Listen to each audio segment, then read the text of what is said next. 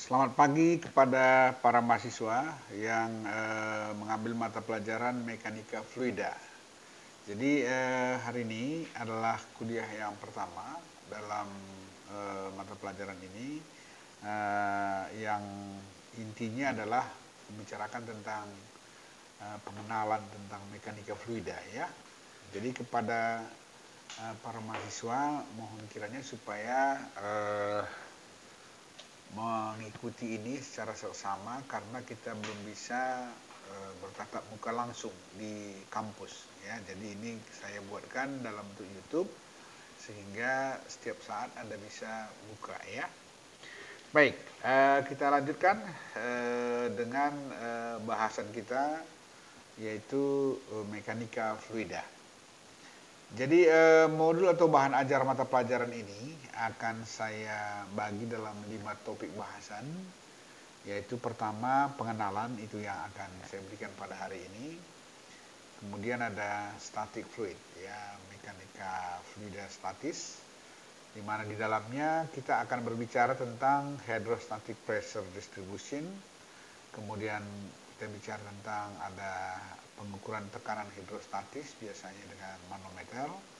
Kemudian ada gaya apung, buoyant force. Kemudian kita akan bicarakan tentang fluid flow concept, ya. Kemudian dan persamaan-persamaan dasar yang digunakan dalam mekanika fluida, ya.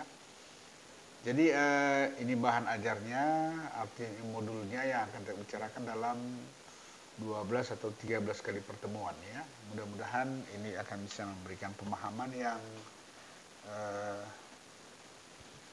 cukup bagi saudara-saudara sekalian ya. Nah, sekarang kita mulai dengan pengantar tentang mekanika fluida ini. Maaf. Kita mulai dengan definisi ya. Jadi mekanika fluida adalah telaah tentang fluida yang bergerak atau diam, ya, dan reaksi yang ditimbulkan oleh fluida tersebut pada batas-batasnya atau boundaries.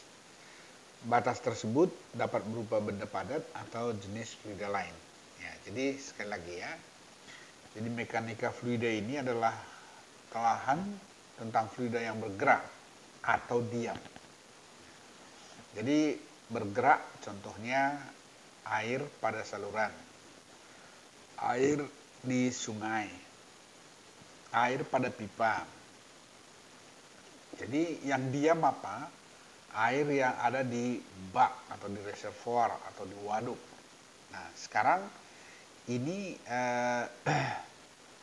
reaksi yang ditimbulkan oleh fluid tersebut pada wadahnya atau batas-batasnya yang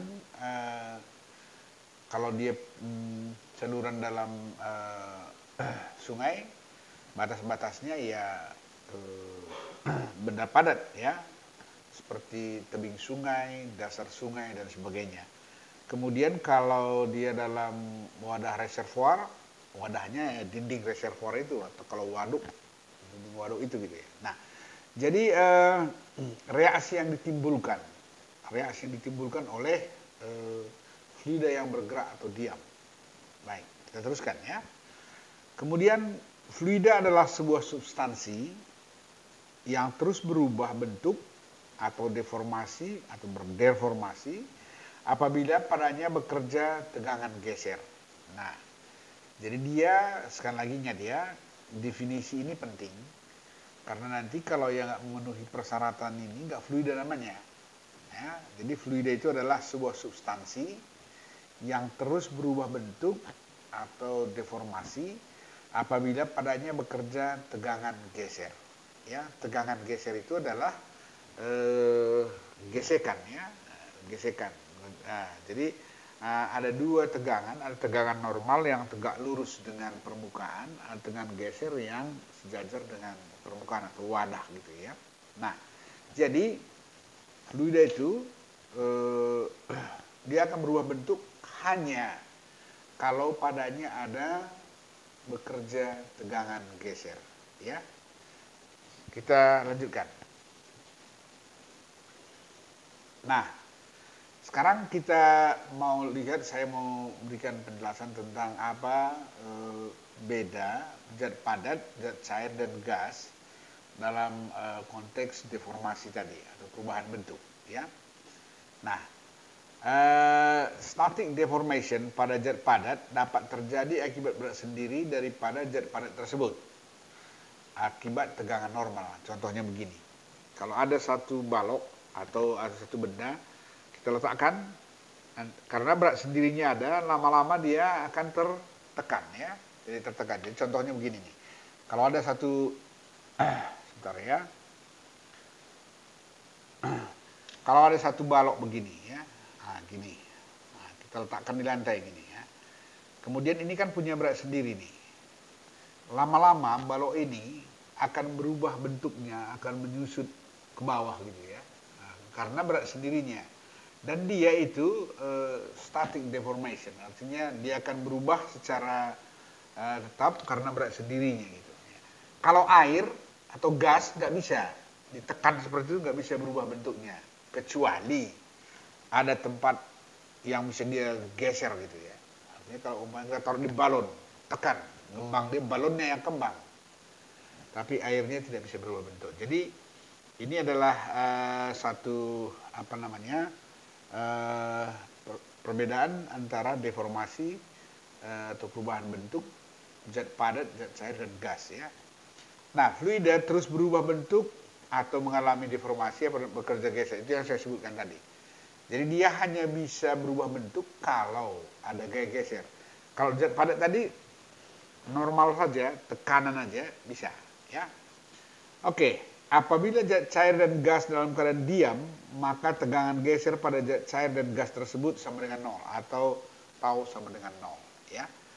Jadi sekarang udah jelas, ya. Kalau ada air yang diam, tadi kan kita bicara mekanika fluida ini kan berkenaan dengan air yang diam dan air yang bergerak. Air yang diam itu pada air yang diam itu tegangan geser sama dengan 0, berarti tidak ada deformasi di sana, baik gas maupun zat cair. Kenapa? Karena tegangan gesernya sama dengan 0. Dan satu-satunya tegangan yang bekerja pada zat cair atau gas yang diam itu adalah tegangan normal, yaitu pressure, tekanan, ya, tekanan. Jadi kalau begitu tekanan itu normal, biasanya dia adalah tegak lurus terhadap wadah, ya, terhadap wadah. Nah, jadi kalau geser itu sejajar dengan boundary-nya, ya. Nah, sekarang sudah jelas, ya, zat padat, zat cair, dan gas dalam hal perubahan bentuk atau deformasi. Nah, sekarang coba kita lihat di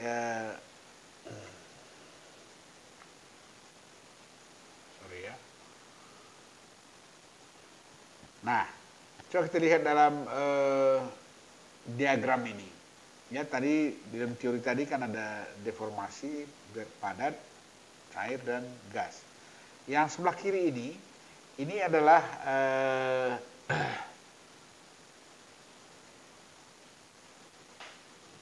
ini adalah diagram zat padat, ya. Coba perhatikan. Ini balok yang saya gambarkan tadi.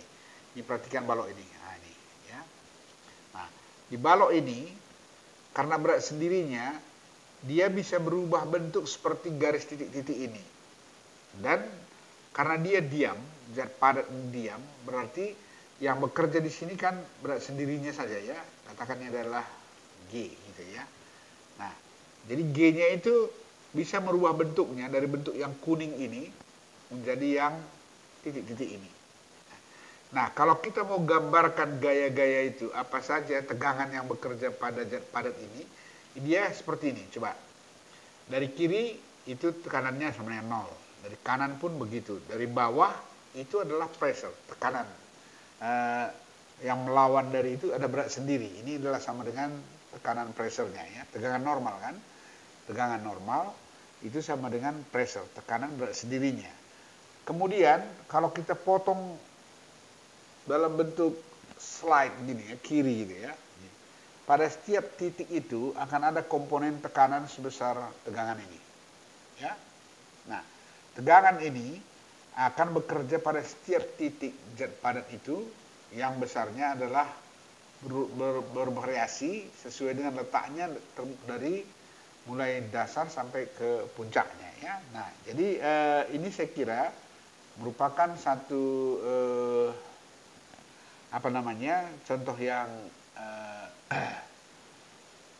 nyata dalam benda padat, dan sebelah kanan itu adalah benda cair. Nah, sekarang kalau benda padat ada, kita kenal namanya lingkar Mohr ya. Lingkar Mohr ini memperlihatkan bahwa dalam radius lingkar Mohr ini, maka tekanan pressure P itu semua ada dalam satu lingkaran dengan jari-jari R ya. Nah, di mana di sini arah horizontal itu adalah tegangan, ke arah vertikal itu adalah tegangan geser. Ke sini tegangan normal, ke sini tegangan geser. Nah, hubungan antara tegangan ini ya, coba hubungan antara tegangan normal dengan tegangan geser itu diperlihatkan oleh lingkar Mohr ini seperti ini. Nah, kalau ini titik 1 tadi ya, ini adalah representasinya di sini gitu ya. Coba perhatikan bahwa dalam setiap satu lingkaran ini tekanannya itu semuanya adalah sama dengan minus P ya, pada satu lingkaran di seputaran ini. Nah, jadi dengan demikian maka kita bisa gambarkan kalau tegangan gesernya tambah besar gitu ya, tegangan geser tambah besar. Kalau di sini tegangan gesernya kan nggak ada, diam ya, ini karena dia tegangan gesernya tambah besar, maka dia akan muncul pressure-nya tambah besar. Nah, pada saat tegangan gesernya maksimum, dia juga akan mendapatkan besaran tegangan normalnya adalah sebesar ini gitu. Nah, jadi ini adalah lingkar Mohr. Tetapi kalau cair, dia nggak bisa berubah bentuk, seperti saya katakan tadi kan, dia kan nggak bisa berubah bentuk. Jadi dia, coba lihat ini kalaupun tekan ke bawah, karena wadah yang kiri dan kanan ini menahan semua gitu ya, nggak ada yang bisa melar gitu ya, maka itu gaya gesernya berarti nggak ada, maka dia tidak berubah bentuk. Sama dengan gas ini pun gitu juga ya, perhatikan, sama, nggak berubah bentuk ya. Nah, jadi hanya di dalam diagram tekanannya, coba perhatikan ya, itu berbeda ini. Diagram tekanan di sini, coba lihat, ini adalah ada pressure, ya. Kemudian di sini pun ada pressure, di sini pun ada pressure. Jadi artinya setiap titik itu ada tegangan normal. Tetapi tegangan gesernya tidak ada. Nah ini. Kalau di sini kan ada tegangan gesernya tadi ya, di zat padat. Tidak ada frictionnya, karena dia diam. Ya. Nah, oleh karena itu maka dia, kalau dibandingkan lingkar Mohr ke sini, dia ini kondisinya hidrostatis. Tidak ada lingkaran atau tidak ada besar gaya geser di tempat ini kalau dia diam. Di wadah air ini kalau dia diam. Kalau ini ada, jadi artinya nggak bisa kita belah, nggak bisa kita lepaskan ini benda padat ini, kalaupun dia diam dengan begitu saja, dia akan ada tahanannya gitu. Kalau ini kan nggak ada tahanannya ini, berarti tegangan gesernya sama dengan 0 ya. Baik, nah ini pengertian dari perbedaan zat padat, zat cair dan gas dalam hal mekanika fluida ya. Ini akan penting kita pahami bahwa yang kita bicarakan itu adalah yang ini ya, mekanika fluida, zat cair ya. Baik, kita lanjutkan. Nah, sekarang kita bicarakan tentang bagaimana mekanisme deformasi atau perubahan bentuk daripada fluida itu kalau pada fluida tersebut ada gaya geser. Fluida terus berubah bentuk atau mengalami deformasi apabila padanya bekerja gaya geser. Nah, untuk memahami ini secara lebih baik, kita perhatikan yang sebelah kanan ini, diagram ini ya. Diagram ini kita misalkan ada satu wadah air yang dilapisi oleh dua plat atas dan bawah ya. Sorry. Seperti ini. Ada plat atas dan bawah, kemudian ini ada air setebal T ya. Nah, misalkan sebelah atas ini kita pasang satu plat yang tipis gitu ya. Dan di plat itu kita buatkan gaya bekerja sebesar F. Jadi kalau ada F berarti dia akan bergerak dengan kecepatan U. Ya, artinya berpindah tempat dari satu tempat. Maka wadah air ini, air setebal T ini akan berpindah titik B ke B aksen dan titik C ke C aksen gitu. Artinya akan ada perubahan bentuk, artinya gliding dia, artinya bergeser dia. Air yang di atas ini ikut sama F-nya ini, dia berubah dengan kecepatan U gitu. Nah, jadi kalau kita mau hitung berapa besarnya tegangan geser yang bekerja pada plat ini, maka tegangan geser itu ya, tegangan gesernya adalah theta ya, sama dengan F dibagi A. A-nya ini apa? Itu luas penampang dari plat ini. Ini kalau ini ada luas penampangnya berapa gitu ya. Jadi dengan luas penampang ini, maka kita dapatkan tau sama dengan F per A. Nah, kalau begitu, kalau kita perhatikan diagram ini, maka kita tahu bahwa air itu akan berubah bentuk kalau ada tegangan geser yang bekerja.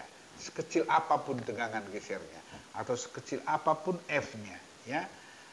Apabila gaya F mengakibatkan plat bagian atas bergerak dengan kecepatan teratur, dia pelan gitu ya, maka tidak masalah sekecil apapun F tersebut, maka dapat disimpulkan bahwa substansi di antara kedua plat tersebut adalah fluida. Nah, jadi artinya fluida itu hanya akan berubah bentuk kalau ada tegangan geser yang bekerja pada bagian dari fluida tersebut. Nah, sekarang kalau begitu, kita lihat ya, F sama dengan mu kali A kali U per T. A kali U per T ya. Jadi A itu adalah luas penampang, U itu kecepatan, T itu waktu. Jadi artinya ini gaya sama dengan luas penampang kali kecepatan dikali dengan tahanan mu dibagi dengan T. Kemudian tegangan geser sama F per A, maka bisa kita tuliskan tegangan geser itu sama dengan mu kali U per T. U per T. Jadi sebenarnya U per T itu adalah sama dengan tangen sudut ini kan gitu ya. Tangen sudut ini ya, tangen sudut ini adalah sama dengan U per T. T-nya dari sini kemari ya. Jadi dengan demikian maka sebenarnya gaya geser yang bekerja pada air tersebut adalah besarnya adalah mu dikali U per T. U itu adalah kecepatan rata-rata yang kita sebut steady di sini ya. Jadi ini saya kira merupakan bagian penting dari pemahaman tentang membedakan apakah di antara plat tersebut fluida atau zat padat gitu ya. Kalau zat padat dia nggak bisa bergerak berputar seperti ini. Ikut dia sama-sama bergerak ya. Jadi ini adalah merupakan deformasi fluida dan ini menjadi penting karena nanti kita akan bicarakan tentang fluida ini dalam konteks reaksi atau gaya-gaya yang akan bekerja pada fluida, apakah ada diam atau bergerak ya. Nah, kita lanjutkan sedikit lagi ya. Jadi kalau kita perhatikan persamaan tadi, ya, itu sebenarnya adalah bagian dari hukum Newton, ya. Jadi ini kita bicara tentang hukum Newton. Kalau dulu di apa namanya, eh, waktu di SMA mungkin kalian berbicara tentang hukum Newton dalam mekanika ya. F sama dengan M kali A. M itu adalah massa dan A itu adalah percepatan ya. Jadi ini pun begitu. Jadi artinya hukum Newton ini ada hukum Newton untuk viskositas, ada hukum Newton untuk percepatan. Kalau viskositas itu menahan, jadi perlambatan kan. Kalau dia percepatan seperti gaya gravitasi kan, tambah lama tambah cepat benda yang jatuh, maka dia juga adalah berlaku hukum Newton. Nah, jadi sekarang kita teruskan yang tadi ya. Tegangan geser adalah mu kali U per T. Di mana U per T sebenarnya adalah perubahan sudut deformasi daripada fluida. Itu yang saya jelaskan tadi ya, yang ini. Kalau ini kan sebenarnya adalah U per T itu adalah angin ini ya, perubahan dari sudut ini, sudut apa namanya?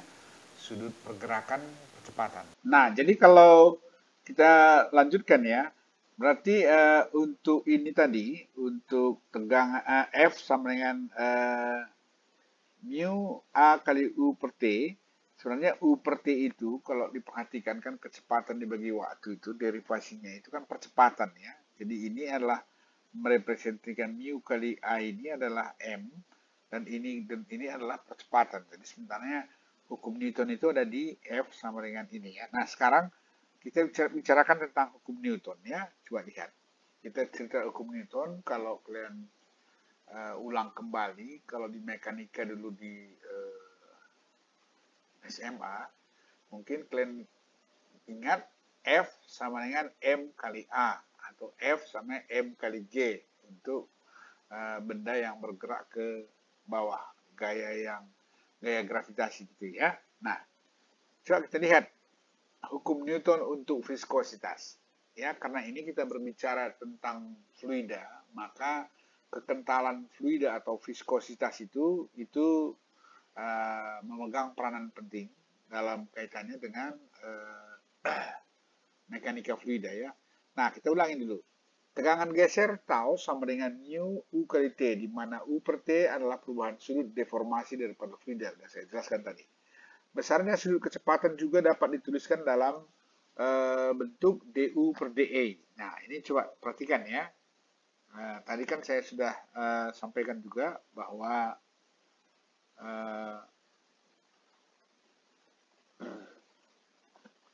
U sama T itu kan bisa diganti dengan du per dA juga. Artinya pada setiap titik ini kan ini du, yang ini dA, ini du-nya kan gitu ya. Nah, jadi artinya yang paling umum digunakan karena kita nggak tahu apakah di titik ini, di titik ini, di titik ini gitu ya. Kita ambil aja du dan dA daripada mengambil u dan t. U dan t kan di ujungnya, dari boundary-nya gitu ya. Jadi itu sebenarnya yang dimaksud dengan U dan T atau DU per D, dA ya. Nah, jadi umum dipakai itu penulisan DU per dA adalah yang lebih umum dibandingkan dengan U per T. Kenapa? Karena dia pada setiap kedalaman, pada setiap titik sepanjang fluida yang bergerak itu tadi, yang bergeser akibat gaya F tadi, itu bisa kita gunakan DU ini ya. Jadi artinya penggunaan DU ya, DE itu lebih umum dibandingkan dengan U per T ya. Nah, jadi kalau demikian U per T kita rubahkan saja karena itu pada setiap titik ya. Pada setiap titik tegangan geser itu sama dengan mu kali du per dA, di mana mu adalah viskositas fluida. Nah, jadi kalau demikian di sini ada perlu satu dipahami bahwa di dalam hukum Newton untuk viskositas ini maka tegangan geser itu adalah sama dengan viskositas atau kekentalan dari satu fluida dikalikan dengan perubahan pergeseran kecepatan ya dari satu pergerakan akibat F ya, di mana F itulah yang mengakibatkan adanya U atau DU ya. Jadi sekali lagi, hukum Newton untuk viskositas itu dituliskan dalam bentuk tau sama dengan mu du per dA. Ya, baik. Kita teruskan.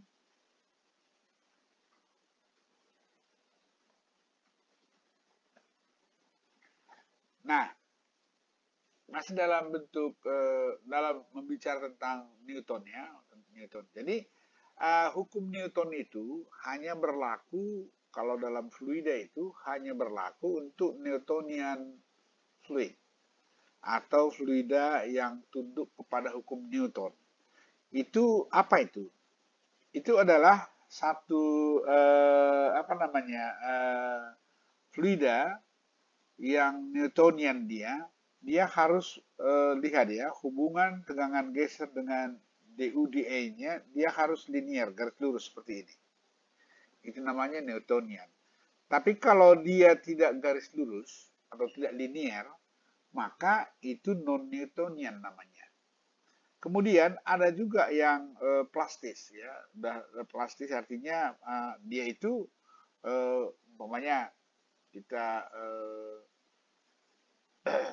masak plastik, kan fluida juga itu ya, tapi kan dia karakteristiknya tidak Newtonian, dia berada pada satu titik di luar titik nol ini, startnya sudah dilewatinya titik lelehnya gitu ya, jadi ini non ideal plastik, dan ini adalah variasi dari plastik tersebut yang sudah berbeda dari ideal plastik. Nah, yang kita bicarakan dalam mekanika fluida ini, di mana di dalamnya selalu akan berhubungan dengan hukum Newton, adalah yang Newtonian fluid, di mana rate of deformation dan shear stress itu linear hubungannya. Ya, ini namanya apa? Newtonian fluid ya. Jadi sekali lagi semua hukum Newton yang akan kita gunakan dalam mekanika fluida ini itu berlakunya adalah untuk Newtonian fluid ya. Baik, kita lanjutkan. Nah, setelah kita bicarakan tentang hal-hal pengenalan tentang mekanika fluid tadi, maka selanjutnya masih dalam pengenalan ini kita harus care atau memahami tentang satuan ya. Satuan dimensi pokok dari fluida yaitu gaya, massa, panjang, waktu, dan suhu. Ya, jadi ini ada beberapa sistem dalam satuan ini. Satu yang namanya standar internasional atau SI system. Satu British gravitational system atau sering juga disebut imperial system. Ya, nah SI system ini itu banyak digunakan negara di dunia, tetapi imperial system juga atau British gravitational system ini juga masih banyak digunakan ya, terutama pada negara-negara Commonwealth ya, itu banyak pakai imperial ini. Nah, dimensi pokok ini yaitu tentang gaya, massa, panjang, waktu, dan suhu bisa dilihat dalam tabel sebelah kanan ini ya. Coba lihat. Ini ada massa, panjang, waktu, dan suhu. Perhatikan satuan international standard dan British gravitational system ya. Jadi kalau dalam SI system massa itu satuannya kilogram, bisa padanannya ton ya, dan padanan kilogram. Kemudian kalau dalam satuan British gravitational atau imperial itu satuan massa itu sloop ya, di mana satu sloop itu sama dengan 14,6 kilogram.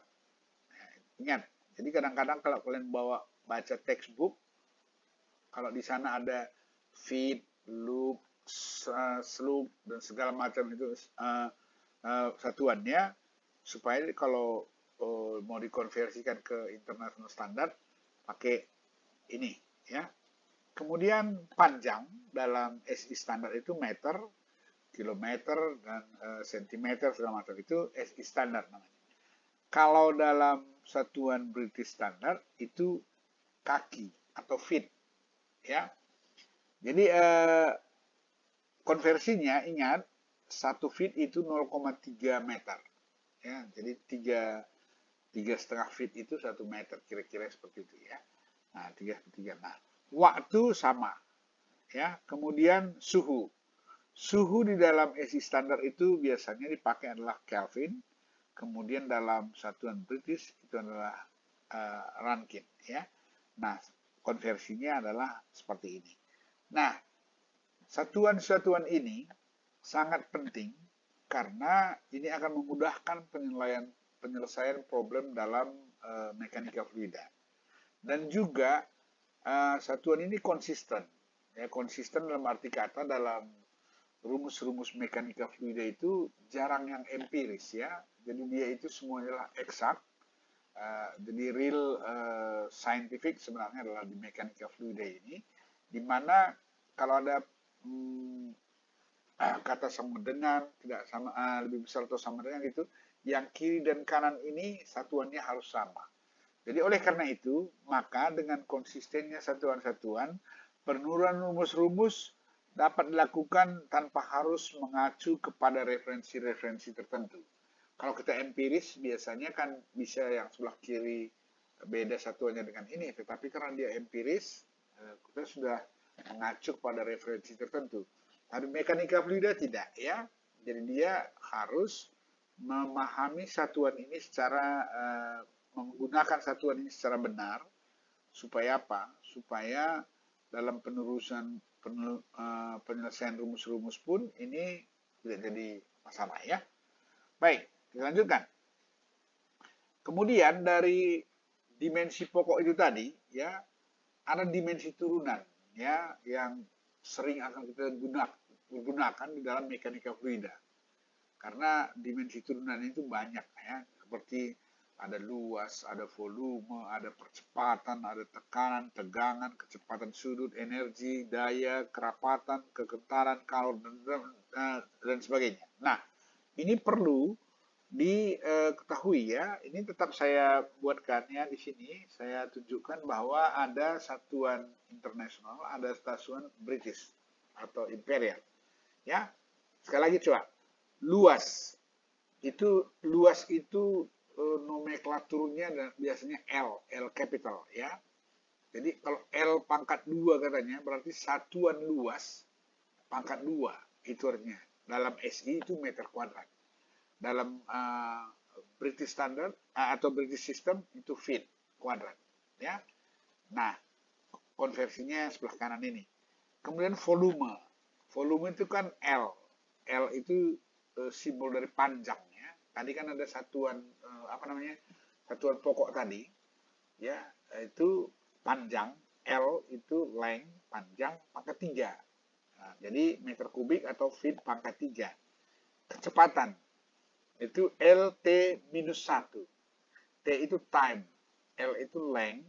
Jadi LT minus 1 artinya kan L per T atau meter per detik atau feet per detik ya.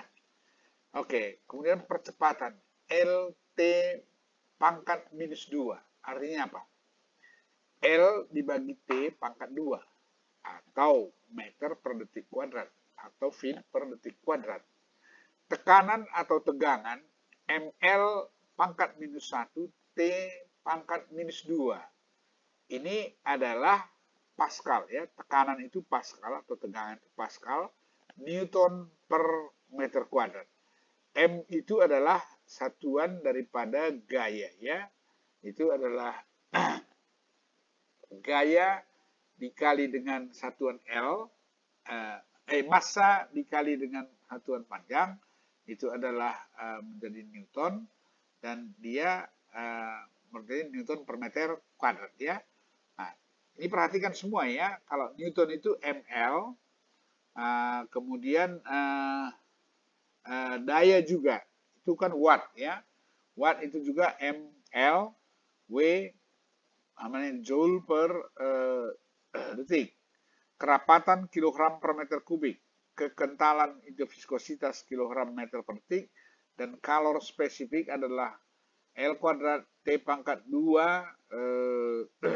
derajat Kelvin atau derajat Rankine. Jadi ini ya coba dihafal ya, karena ini diingat dan dihafal supaya nanti dalam perhitungan-perhitungan gampang mengendalikannya. Kalau satuan yang dari kiri dan kanan sama dengan itu tidak sama satuannya, udah pasti salah hitungannya kan gitu ya. Itu pentingnya kita memahami ini. Nah, sekarang kita lanjutkan masih dalam hukum Newton ya. Hukum Newton kedua dengan menggunakan satuan-satuan yang tadi ya, apakah itu satuan pokok dan satuan turunan tadi. Nah, maka hukum Newton 2 untuk pergerakan dapat dituliskan dengan tepat, yakni F sama dengan M kali A. Itu yang saya sebutkan tadi. Bahwa gaya sama dengan massa dikali percepatan. Di mana gaya itu adalah F dan massa itu M dan percepatan itu A. Newton, ya 1 Newton, itu kan gaya ya. 1 Newton itu adalah sama dengan 1 kilogram kali 1 meter per detik kuadrat. Nah, ingat sekali lagi ya, 1 Newton itu adalah 1 kilogram kali 1 meter per detik kuadrat. Nah, jadi ini adalah satuan tadi. Nah, jadi ini adalah hukum Newton ya, F sama dengan M kali A. Jadi kalau masanya umpamanya sama dengan 1 kilogram gitu kan. Nah, kemudian percepatannya adalah 1 meter per detik kuadrat gitu. Maka gaya yang diakibatkan F-nya itu adalah 1 Newton. Itu artinya. Oke? Nah, sekarang ini kalau bergeraknya ke arah horizontal kita bikin notasinya A. Tapi kalau gaya berat yang bergeraknya ke bawah, itu kan namanya gaya gravitasi. Gaya gravitasi dari sebuah benda yang masanya sama dengan M gitu ya. Ini, masanya sama dengan M. Itu massa yang ini sama dengan M. Maka ini percepatan A-nya itu dirubah menjadi G kan gitu kan? Nah, gitu. Maka rumus Newtonnya menjadi F sama dengan M kali G. Nah, jadi sebenarnya hukum Newton ini adalah massa kali percepatan.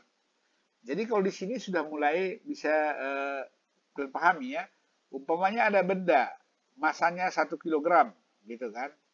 Gravitasi sama dengan 9,8 meter per detik kuadrat. Berapakah gaya gravitasi dari benda yang 1 kilogram tersebut? Maka tinggal kalikan 1 kilogram dikali dengan 9,8. Berarti sama dengan 9,8 Newton. Gitu ya. Jadi gaya yang dihasilkan oleh satu massa atau benda dengan massa 1 kilogram kalau berada pada suatu tempat dengan percepatan gravitasi 9,8, maka gaya gravitasinya besarnya berapa? 9,8 Newton. Ya. Baik. Kita lanjutkan. Nah, sekarang kita dalami sedikit lagi tentang viskositas tadi atau kekentalan dari fluida. Ya. Ini kalau kita perhatikan viskositas fluida ini adalah satu faktor yang menghambat ya, yang resisten. Artinya makin kental satu fluida, maka gaya gesernya ya itu makin besar. Tahanannya makin besar. Demikian juga kalau makin encer dia atau makin halus, maka viskositasnya makin kecil dan gaya gesernya pun makin kecil. Nah, jadi oleh karena itu maka fluida satu dengan yang lain bisa dibedakan berdasarkan viskositasnya dalam kaitannya dalam mekanika fluida, dalam konteks dengan mekanika fluida. Karena kita bicara mekanika fluida, maka viskositas ini menjadi penting karena dia akan mempengaruhi percepatan. Kalau dalam hukum Newton ya, percepatan atau perlambatan. Oke. Nah, kemudian umumnya kalau viskositas ini ya itu tidak dipengaruhi oleh tekanan atau pressure, tetapi dia dipengaruhi oleh temperatur. Ya wajar aja kalau umpamanya minyak makan gitu ya. Kalau kita bakar, kan tambah encer dia, viskositasnya makin kecil. Ya, dengan temperatur yang lebih tinggi, viskositasnya akan tambah kecil. Sama dengan fluida yang lain juga. Kalau dia temperaturnya makin tinggi, viskositasnya makin kecil. Nah, oleh karena itu maka besarnya viskositas atau kentalan satu fluida itu penting di dalam mekanika fluida karena dia akan mempengaruhi pergerakan fluida ya dan gaya geser fluida. Kalau fluidanya bergerak ya, kalau diam tadi apa? Tegangan gesernya sama dengan 0 ya. Jadi kalau fluida yang diam itu tidak ada tegangan geser yang bekerja di sana. Nah, untuk itu ya coba ada beberapa contoh pada tabel ini yang bisa kalian lihat adalah beberapa jenis fluida. Ini di sini ada ya, perhatikan nih, ada hidrogen, udara, bensin, air yang sering kita pakai ya, etanol, air rasa, minyak, pelumas, dan SAE. Nah, ini adalah faktor kekentalan mu. Ini adalah kekentalan nisbi, ya. Ini adalah kekentalan nisbinya, dan ini kerapatan jenisnya, ya. Kerapatan jenis dari jenis fluida tersebut, dan inilah yang disebut viskositasnya itu adalah sebesar ini, ya. Dan ini adalah viskositas. Nah, jadi ini adalah sebagai satu gambaran membedakan satu fluida jenis fluida satu dengan jenis fluida yang lainnya ya. Nanti kalian bisa lihat lebih lanjut dalam textbook berkenaan dengan viskositas ini. Nah, sekali lagi ya, coba perhatikan ini sebagai inilah ya supaya bisa melihatnya ini. Mana lebih encer air dari etanol? Gitu ya. Jadi maunya gitu ya. Ini kan nampak air ya, ini air ya, ini etanol. Coba kalian lihat ini, perhatikan bahwa semua faktor kekentalannya ya itu memperlihatkan bahwa etanol itu lebih besar dari air ya. Kemudian demikian juga dengan air raksa. Ini coba air raksa ini lebih besar lagi nih. Ya. Gitu. Jadi oleh karena itu maka perhatikan ya, ini minyak. Coba ini bandingkan minyak sama apa namanya etanol gitu ya. Nah ini adalah besaran-besaran yang nanti kita gunakan dalam apa namanya mekanika fluida. Nah, jadi dalam mekanika fluida ini kekentalan atau viskositas ini akan sangat mempengaruhi tentang perilaku atau pergerakan dari fluida atau gaya geser fluida, tegangan geser pada fluida ya. Lanjutkan. Nah, salah satu parameter fluida yang mengkorelasi perilaku kekentalan fluida tadi untuk yang Newtonian ya, tadi kan kita sudah bilang bahwa yang kita bicarakan ini adalah fluida yang memenuhi kriteria Newtonian ya, artinya tegangan geser dan tegangan deformasi itu hubungannya linear ya. Nah, jadi parameter fluida yang mengkorelasi perilaku, yang mengkorelasikan perilaku kekentalan fluida Newtonian ialah Reynolds number. Reynolds number yang tidak berdimensi. Ini nggak ada dimensinya, ya. Jadi kalau begitu besarannya berapa? Reynolds number itu adalah rho dikali V L per mu. Nah, dalam hal ini rho itu adalah kerapatan jenis. Kerapatan jenis ini adalah menunjukkan jenis fluidanya. V adalah kecepatan aliran, L adalah panjang aliran, mu adalah viskositas. Ya. Kemudian kerapatan jenis dibagi dengan viskositas itu sama dengan kerapatan jenis kinematik namanya, V. Ya. Nah, kerapatan jenis kinematik. Sehingga Reynolds number itu sering dituliskan dalam rumus RE sama dengan V kali L dibagi dengan V. Mu itu adalah viskositas nisbi, tapi V itu adalah kinematic viscosity, ya, di mana korelasinya adalah viskositas kinematik sama dengan kerapatan jenis dibagi dengan viskositas nisbi, ya, atau nisbi itu absolut, ya. Oke, nah kalau begitu RE itu kita kenal Reynolds number itu adalah sama dengan kecepatan dikali panjang aliran, panjang aliran dibagi dengan viskositas kinematik. Ingat itu ya, karena Reynolds number ini akan selalu kita gunakan di dalam mekanika fluida dalam hal air bergerak, fluida bergerak. Karena di situ ada faktor kekentalan yang akan memberikan korelasi terhadap karakteristik mekanika fluida, ya. Nah, sekarang bagian yang penting lainnya adalah parameter fluida. Ya, ini yang akan selalu kita gunakan dalam mekanika fluida nantinya, ya. Nah, pertama ya yang perlu kita ketahui adalah apa itu kerapatan jenis dan apa pula itu volume spesifik, ya. Kerapatan jenis itu disimbolkan secara internasional, abbreviationnya adalah rho.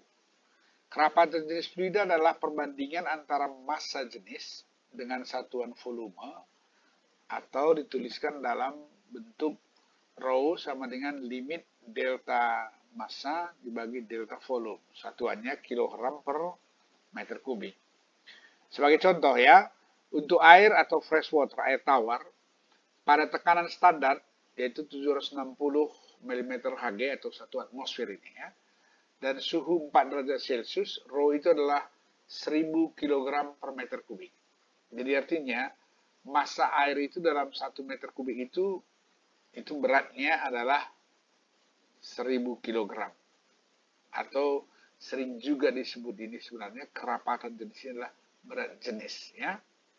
Jadi setiap fluida berbeda kerapatan jenisnya dan dia tergantung kepada jenis fluidanya, ya.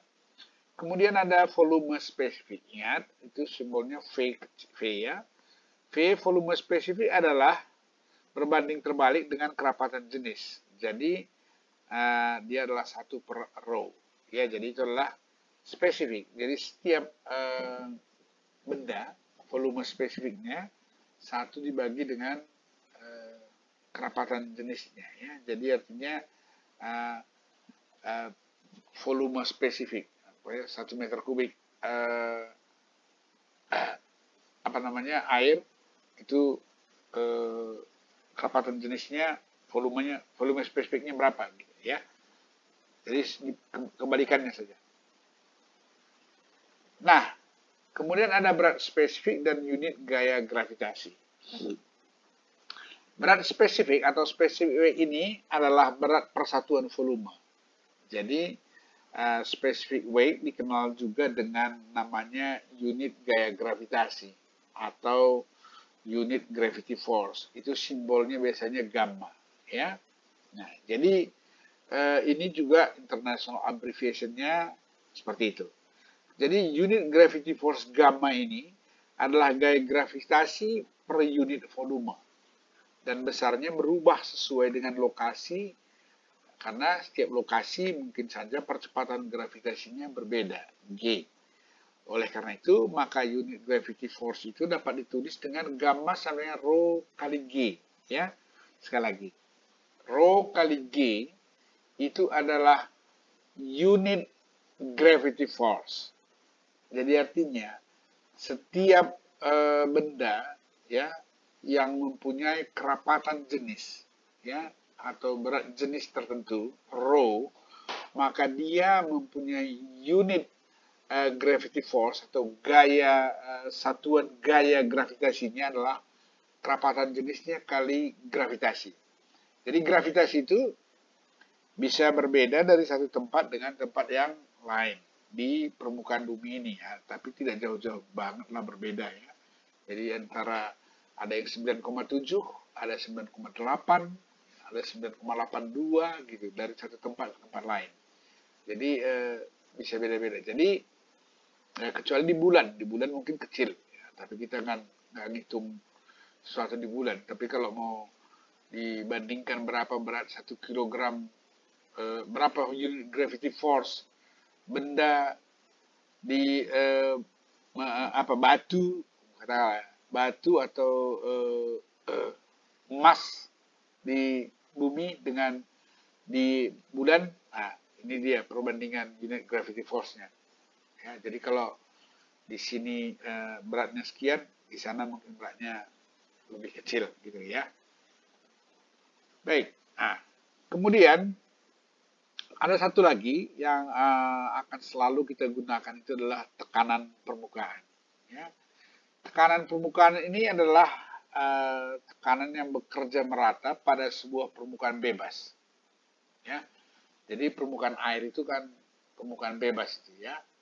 Nah, kemudian tekanan yang bekerja merata itu disebut tekanan permukaan. Jadi kalau permukaan air itu tekanan yang bekerja di permukaan air itu adalah satu atmosfer. Satu atmosfer itu adalah satu barometer ya. Itu yang sama dengan 76 cm Hg tadi. 76 cm air raksa. Nah, ini dimanapun di permukaan bumi ini atau di permukaan air itu di atas laut itu elevasinya itu dianggap 0. Jadi di sanalah tekanan itu yang satu barometer ya, atau satu atmosfer. Makin tinggi ke atas, seperti ke puncak bukit gitu ya, tekanan permukaan itu mungkin berubah, tambah kecil. Ya, tambah ke atas, tambah kecil. Tapi itu namanya tekanan permukaan. Nah, jadi kadangkala kalau dalam kita berhitung di mekanika fluida, kita bicaranya adalah tekanan absolut. Karena kita anggap bahwa tekanan permukaan itu di semua tempat itu sama, ya, sehingga nanti tekanan absolut itu adalah tekanan absolut yang ada di media fluidanya sendiri. Ya. Nah, sekarang kita lanjutkan gaya normal yang menekan satu permukaan datar dibanding dengan luas permukaan yang tertekan itulah merupakan tekanan rata-rata. Tekanan tersebut mempunyai satuan Newton per meter kuadrat. Newton per meter kuadrat itu adalah Pascal. Ya. 1 Newton per meter kuadrat itu adalah 1 Pascal. Jadi kalau begitu, kalau ada permukaan atau ada satu titik di dalam wadah air yang mengalami tekanan atau gaya normal, tekanan pressure. Gaya normal itu artinya adalah gaya yang tegak lurus kepada permukaan wadah itu atau permukaan air tersebut ya. Yang gaya tegak lurus itu disebut gaya normal dan satuan tekanan itu adalah Newton per meter kuadrat atau Pascal ya. Nah, kemudian kalau demikian, kalau kita analogikan ke satu ke satu permukaan air gitu ya. Umpamanya saya bikin di sini ya, begini. Kalau ini adalah permukaan air dan ini adalah dasar sungai gitu ya, atau dasar bak gitulah. Nah, tadi saya sebutkan bahwa tekanan permukaan ini sini adalah mungkin 1 atmosfer ya, ATM. Ya, itu satu barometer tadi ya. Nah, gitu sini. Yang absolut itu kan dari sini. Nah, dari sini kemari, kalau satu bar itu kita analogikan sama dengan 0, berarti ini kan absolut ini, yang tinggal segitiga ini. Nah, ini kan ada tekanan. Kalau di titik ini, besar tekanannya adalah sama dengan segini. Makin ke bawah, makin besar. Jadi kalau demikian, kalau ini adalah H, dan ini adalah, kita misalkan ini A dari atas, maka dia akan bergerak dari A sama dengan 0, sama dengan A sama dengan H, kan gitu kan? Nah, kalau demikian, maka tekanan P, ini tekanannya ya, tekanan total ini sama dengan P, kan gitu kan? P-nya itu sama dengan gamma dikali H. Gamma itu adalah apa tadi? Unit gravity force. Jadi kalau demikian, kita analogikan ini untuk air yang diam, maka besarnya tekanan pada fluida dapat pula dinyatakan dalam ekuivalensi ketinggian kolom fluida H, yakni P sama dengan gamma kali H. Jadi P-nya itu adalah total ini ya. Yang kalau ini tingginya H. Kalau dia tingginya A, itu P-nya sama dengan apa? P sama dengan gamma kali A, kan gitu kan? Nah, jadi dengan demikian sudah jelas sekarang bahwa tekanan pada fluida yang diam, ya tadi kan kita bicara apa itu mekanika fluida gitu kan. Nah, jadi salah satu adalah mekanika fluida yang diam dan bergerak dan respon dari media atau boundary yang ada pada fluida tersebut. Nah, sekarang ini boundary-nya apa? Lantai kolam atau lantai sungai, kemudian wadahnya air. Gitu ya. Nah, seperti ini. Nah, jadi kalau demikian, maka tekanan pada fluida dinyatakan dalam ekuivalensi ketinggian kolom air dan besar tekanan itulah ini. Satuannya apa? Tekanan satuannya Newton per meter kuadrat atau gaya persatuan luas. Gaya persatuan luas. Jadi kalau gayanya gaya gravitasi itu adalah massa jenisnya dikali kecepatannya, gitu ya. Nah, dengan demikian maka kita sudah dapat satu namanya P sama gamma kali H, dan ini disebut namanya adalah tekanan hidrostatis. Apa itu tekanan hidrostatis? Tekanan air dalam keadaan diam. Nah, khusus untuk static flow, static fluid nanti, maka ini semua akan merupakan tekanan atau besaran yang kita butuhkan untuk mendesain banyak wadah yang menampung air. Ya, nah, jadi saya kira inilah bagian-bagian penting dari mekanika fluida, dan saya kira inilah yang bisa saya sampaikan pada pertemuan kita yang pertama ini. Nanti selanjutnya dengan ini kalian ulang-ulangi ya, sampai memahami apa itu parameter-parameter fluida, apa definisinya, kemudian bagaimana satuan-satuannya, apa itu tekanan permukaan, apa itu tekanan hidrostatis, apa itu Reynolds number, apa itu viskositas. Nanti itu diulang-ulang sampai familiar, sehingga dalam aplikasi mekanika fluidanya nanti kita sudah bisa lebih lancar. Jadi pertemuan berikutnya kita akan lanjutkan dengan topik berikutnya, yaitu static fluid. Ya. Sekian dan terima kasih. Sampai ketemu di episode berikutnya. Salam.